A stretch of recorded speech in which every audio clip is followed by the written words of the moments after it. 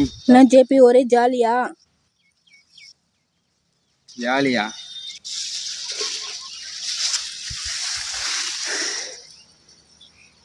வெளிநாட்டில் வேலை பார்த்துட்டு இருந்தேன். இப்போ என்ன பண்ணிட்டு இருக்கிறேன் பார்த்தீங்களா?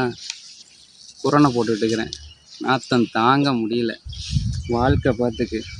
எங்கள் அப்பா ஒரு பழமொழி சொல்லுவார், அங்கே பாருங்க வேலை பார்த்துட்டு இருக்காரு. விவசாயங்கிறதுக்கு புக்கில் வந்து வேறு அர்த்தம் போட்டிருப்பாங்க. ஆனால் உண்மையான அர்த்தம் என்ன தெரியுமா? விவசாயம். இந்த சட்டையில் இருக்கிற சாயம் மாரி விவசாயி சாயமாக போயிடுவான். மாரி இந்த கந்த சட்டை மாரி தான் நம்ம விவசாயிகள் இருப்பாங்க அப்படின்னு சொல்லிட்டு நிறையா பேர் நினச்சிட்டு இருக்காங்க. இந்தியாவோட முதுகெலும்புதுன்னு விவசாயின்னு. விவசாயியோட முதுகெலும்பே செத்து போயிடும் போல இருக்குது. நல்ல வருமானம் போலையே. வருமானமா? சிவனே நாங்கள் வந்து 50,000 60,000 சொல்லிட்டு வெளிநாட்டில் போய் சமைச்சிக்கிட்டு வேலை பார்த்துட்டு இருந்தேன். 50,000 60,000 மாதம் ஆனால் சம்பளம். இங்கே வந்துட்டு ஆல்ரெடி இங்கே தான் வேலை பார்த்துட்டு இருந்தோம். விவசாயம் ஃபஸ்ட்டு பார்த்துட்டு தான் இருந்தோம். அதெல்லாம் போதுன்னு சொல்லி தான் வெளியில் போய் வேலை பார்த்தோம். அப்போயாவது வாழ்க்கை மாறுமான்னு பார்த்தா அப்பயும் மாறலை. எப்படின்னா, இதை பார்த்துக்க, இந்த ஒரு ஏக்கர் காடு, ஓகேவா? இதை வந்து கணக்கு போட்டுக்குங்க. குத்தகை ஒரு வருஷத்துக்கு வந்து 10,000 ரூபா. இது உழுகிறதுக்கு வந்து பார்த்திங்கன்னா ஒரு 5,000 ரூபா ஆகும். 10 5 15. இதெல்லாம் பாரு போகிறதுக்கு ஒரு 5,000 ரூபா ஆகும். 15 5 20. அதுக்கப்புறம் இதுக்கு விதை வாங்கணும். விதை வாங்கி முத்து சோளம் ஒன்று. முத்து சோளம் ஆக மொத்தம் வாங்கினது 4,000 ரூபாய்க்கு தான் வாங்கினேன். பெருக்காந்தொல்லை. கரண்ட்டு போடலான்னு பார்த்தா கவர்மெண்ட்டு தொல்லை. விவசாயிகள் கரண்ட்டு போட்டால் ஏன்டா கரண்ட்டு போட்டிங்கன்னு சொல்லி நம்மளை கொண்டு போய் உள்ளே வச்சுருவானுங்க. அதனால் கரண்ட்டும் போடலை.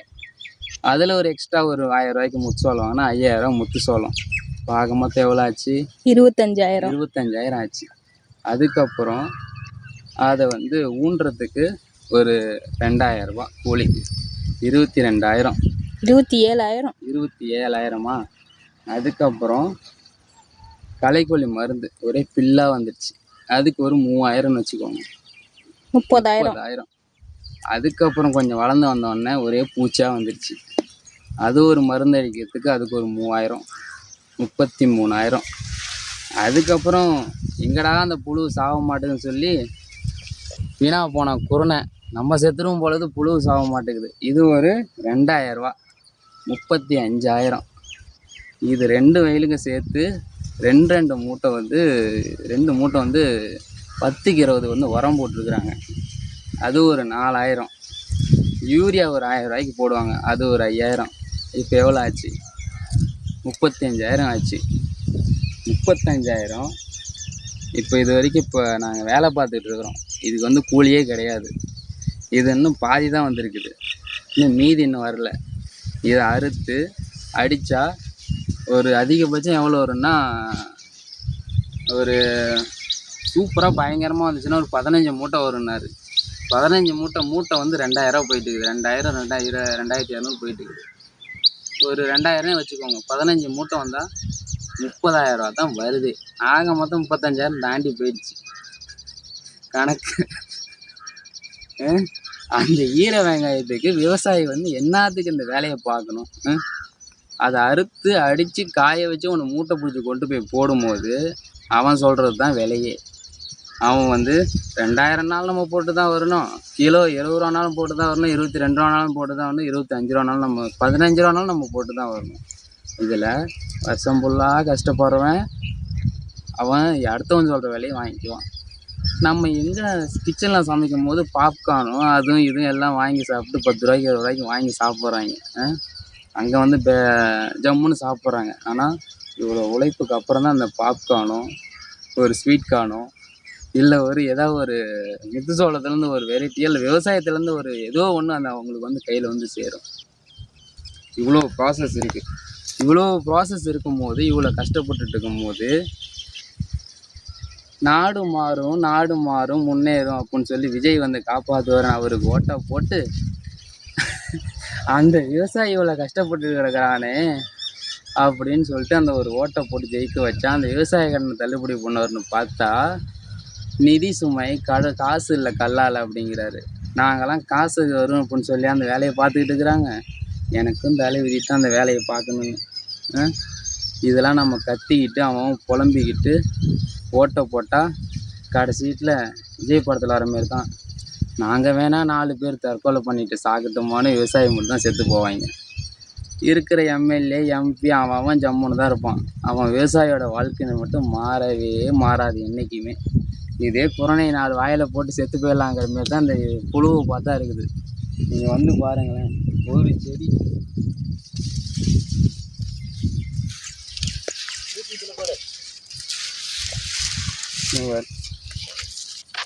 இந்த செடி வளர விடாம இத்தனை புழு. நான் இதுல வந்து இந்த மாதிரி புழு வந்து ஒரு செடிக்கு வந்து 4-5 இருக்கும்.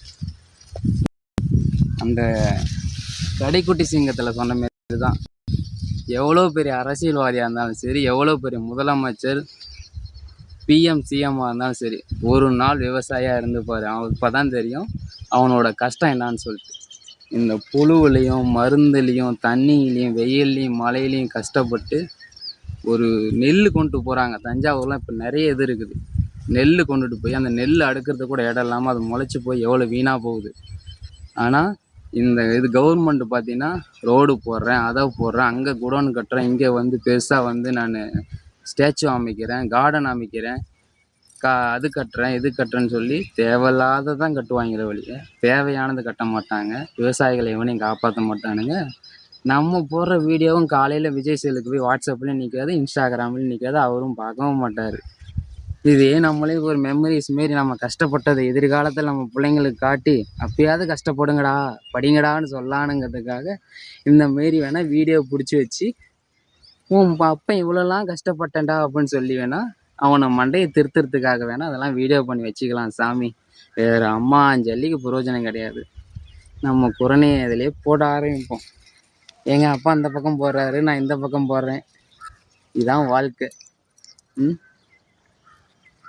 வரட்டுங்களா?